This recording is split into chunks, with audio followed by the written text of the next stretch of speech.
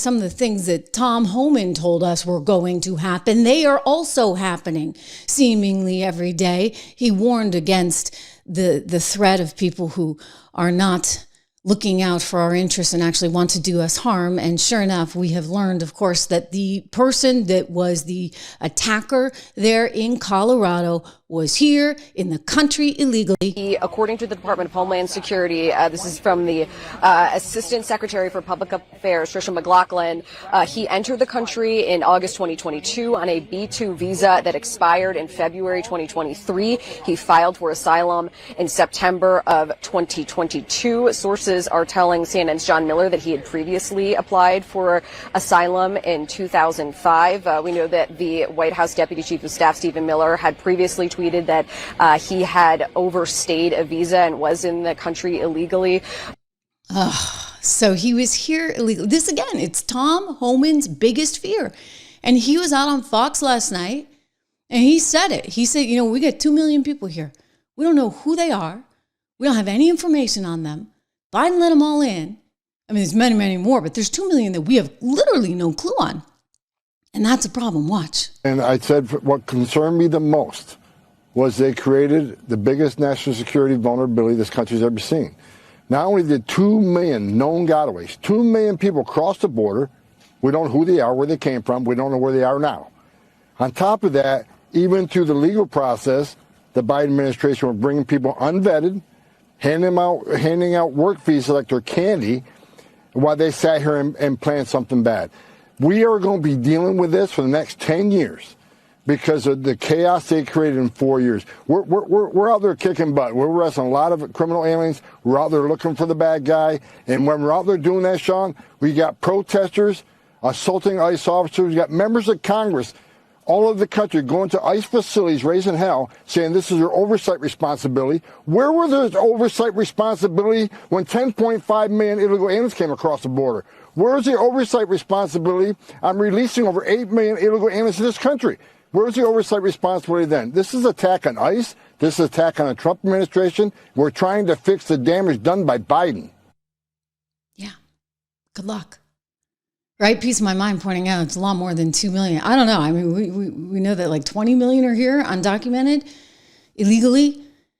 And he's making the point about 2 million. Maybe that's who we find to be suspicious. Maybe we're saying 10% of them. I don't care. Like, you shouldn't have one person here, right? Illegally. Like, that is just a huge, huge problem. And it's a huge national security issue. So why did it happen? My friend Corey Lewandowski was on with my other friend, Benny Johnson, talking about this very thing this week. I want you to listen to Corey's view on it. I actually owe him a phone call, by the way. So maybe we'll bring him on here to talk about it too. But he makes a good point.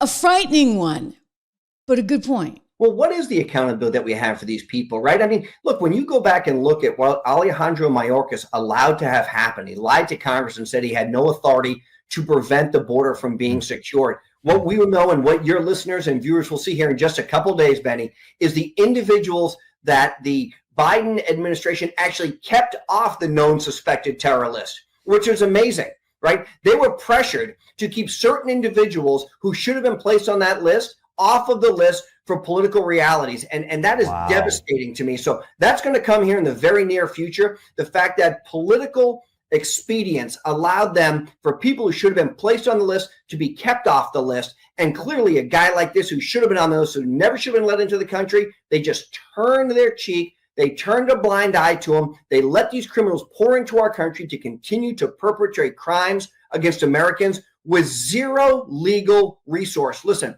I was part of that team, the fake Russian narrative that had to testify 7 times in front of Congress, that was held accountable, that I never did anything wrong. When do these people be held accountable? When are they dragged before Congress to say, you are now personally liable for the things that you did while you were in government service because you allowed these crimes to, if not actually happen, you allowed the people to come into this country because you didn't follow the rules? Think about that. I mean, this is a crime of our own making. Like, there's got to be some responsibility. Somebody has to come forward and say, I accept ownership of this. What the heck? Well, this is why Donald Trump, and we're going to get to this in a moment, is demanding an investigation into the auto pen.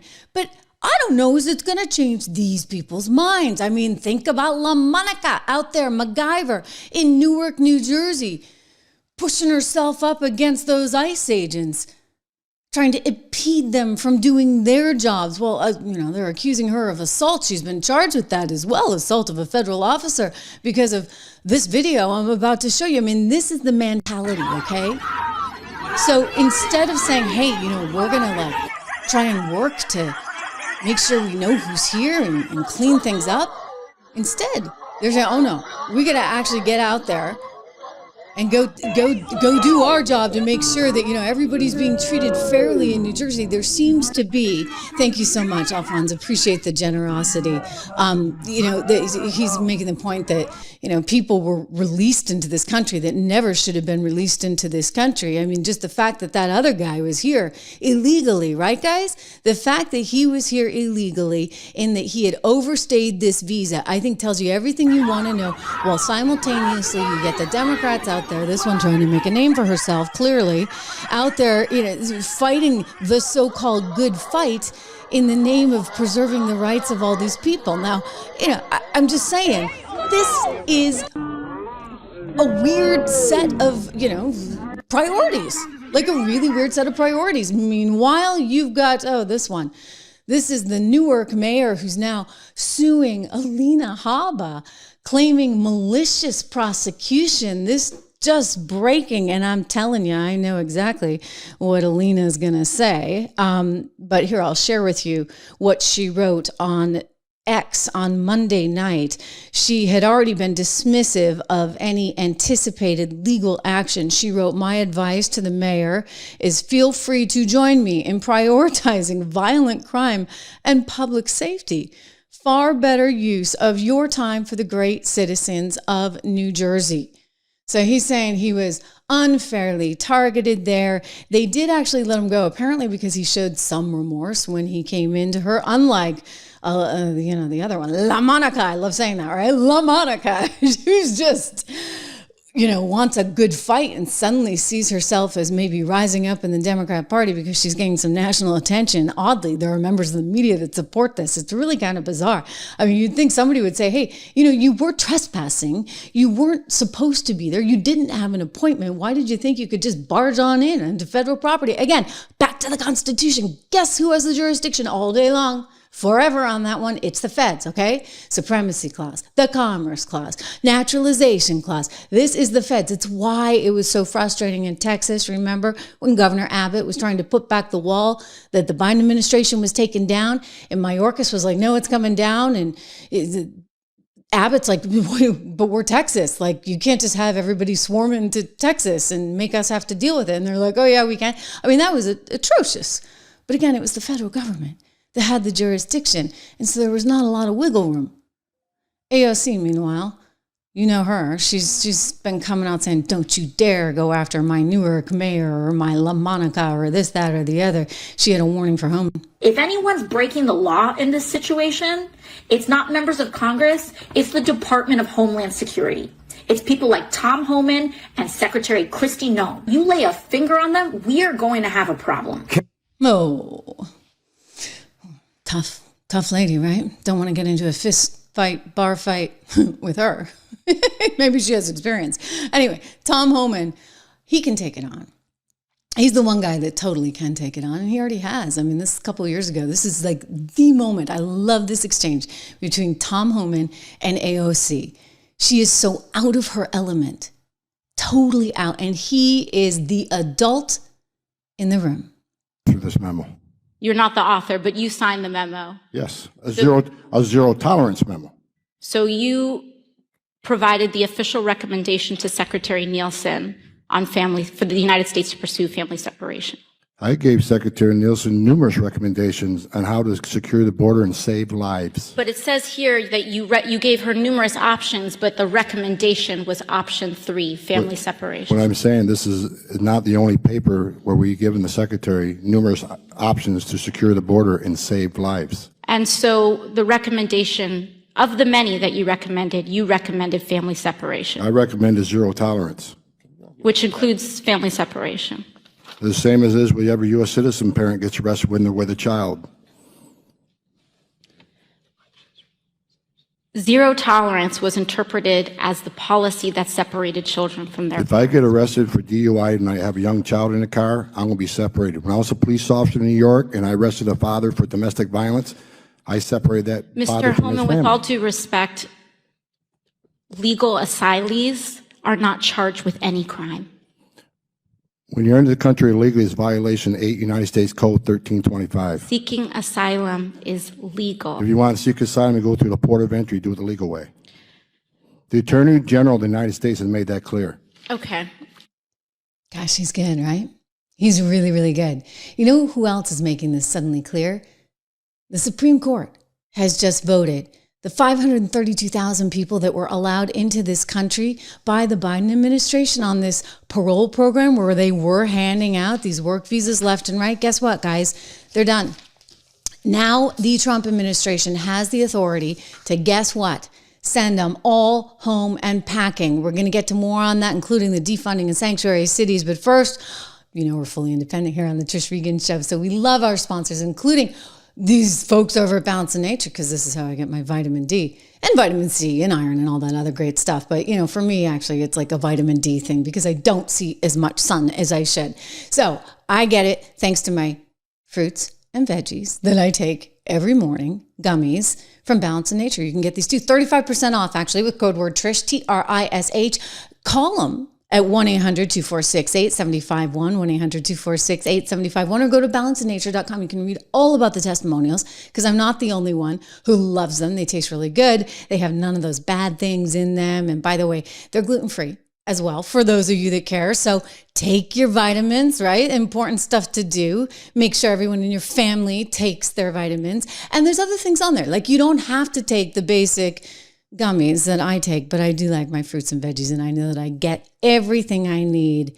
Well, hopefully, right? Every day. I try to eat a balanced diet too, and I drink a lot of water and I get my exercise. So it's all part of the whole package. You can't do one without the other. So eat well, take your vitamins, drink water, and exercise. Simple enough. Again, the SCOTUS decision, Supreme Court of the United States announcing that, guess what? Donald Trump can end that migrant parole program for people from the likes of Cuba, Nicaragua, Venezuela, Haiti, all these places coming into the country and being doled out work visas. And it's like, why were they doing this, really? Was it gerrymandering? Did they just want to make sure that they had enough people in a certain district so that they could get an additional congressperson? What do you guys think? I'm curious. Let me look at the chat, see what your perspective is on that. I think it had actually a lot to do with a few things. And you know what? If you're not going to play by the rules, AOC, Letitia James, Newark, New Jersey, then you know what? We don't have to give you money, right? And the feds can cut you off. And that's exactly what they're doing. We already saw that going down in New York. Letitia's flipping out. She's filed 100 lawsuits already. She's very proud of that. It's her entire political career. It's actually going to be the death of her eventually political career. She's going down. We've talked about that. Go look at yesterday's show. We talked all about that because she is going to be indicted and she's going down, not just because of what she did to Donald Trump, which she should be disbarred for and disqualified from her AG position, but because she's trying to use taxpayer money to defend herself, a $10 million slush fund that she's trying to hand out to none other than Biden's old attorney, Hunter Biden's old attorney, Abby Lowell, but also because of this mortgage fraud investigation, which is just massive and super poetic. But anyway, you can watch yesterday's show and learn more about that. We talk about it a lot here on this show because Letitia is something else. But this is what's happening. They're going to defund these sanctuary cities. And you know what? It has to happen because I'm under the impression at this point that the only thing these people pay attention to is actually money. Okay? Money talks. So they care when suddenly they don't have any more money.